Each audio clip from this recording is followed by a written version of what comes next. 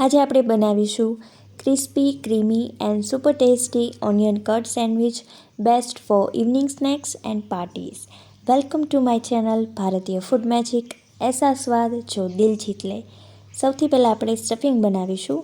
એના માટે મીડિયમ સાઇઝની 2 ડુંગળી લીધી છે અને એને આ રીતે સ્લાઇસેસમાં કટ કરી લેવાની છે।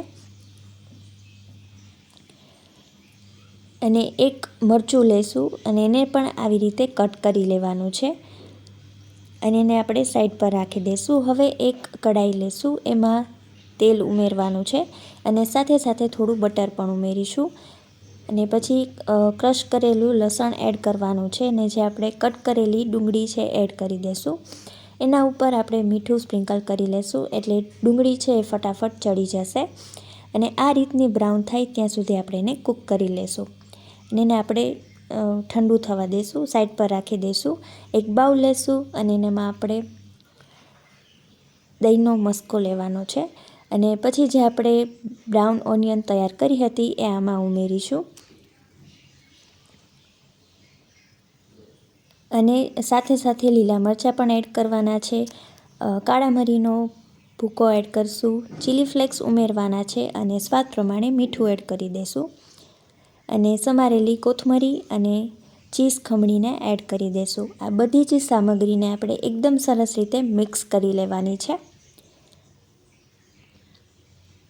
અને અહીંયા પ્રોસેસ ચીઝનો ઉપયોગ કરવાનો છે। પ્રોસેસ ચીઝથી એનો ટેસ્ટ ખૂબ જ સરસ આવે છે અને આપણું ક્રીમી ફિલિંગ છે એ તૈયાર થઈ ગયું છે। હવે આપણે સેન્ડવિચ છે એને એસેમ્બલ કરવાની છે। એના માટે મેં 2 બ્રેડ સ્લાઇસ લીધી છે અને બ્રેડ સ્લાઇસ પર આપણે સારી રીતે બટર સ્પ્રેડ કરી લેશું અને બટર સ્પ્રેડ થઈ ગયા પછી આપણે જે સ્ટફિંગ બનાવ્યું હતું એ સ્ટફિંગ સરસ રીતે સ્પ્રેડ કરી લેવાનું છે ઇવનલી અને આ રીતનું સ્ટફિંગ સ્પ્રેડ થઈ જાય પછી આપણે એના ઉપર ચીઝ ખમણીને એડ કરી દઈશું અને મેં અહીંયા પ્રોસેસ ચીઝનો ઉપયોગ કરેલો છે, તમે કોઈ બી તમારા મનપસંદનું ચીઝ આમાં લઈ શકો છો અને બીજી સ્લાઇડ્સ એના ઉપર મૂકી અને આ રીતની સેન્ડવિચ બનાવી લેવાની છે અને એક સાઈડ ઉપર આપણે બટર સ્પ્રેડ કરી લેશું અને એ સાઈડને આપણે નીચે તવા ઉપર રાખીને આ રીતે ચમચાથી પ્રેસ કરતા જઈને સેન્ડવિચને રોસ્ટ કરી લેવાની છે। એક સાઈડ રોસ્ટ થઈ જાય એટલે આપણે બ્રેડની બીજી સ્લાઇસ ઉપર બટર સ્પ્રેડ કરી લેશું અને બ્રેડને આપણે પલટાવી લેવાની છે। તમે જોઈ શકો છો એકદમ સરસ ક્રિસ્પી એવી રોસ્ટ થઈ ગઈ છે એક સાઈડ। હવે બીજી સાઈડ પર આ રીતે આપણે પ્રેસ કરતા જઈશું અને સેન્ડવિચને સરસ રીતે રોસ્ટ કરી લેવાની છે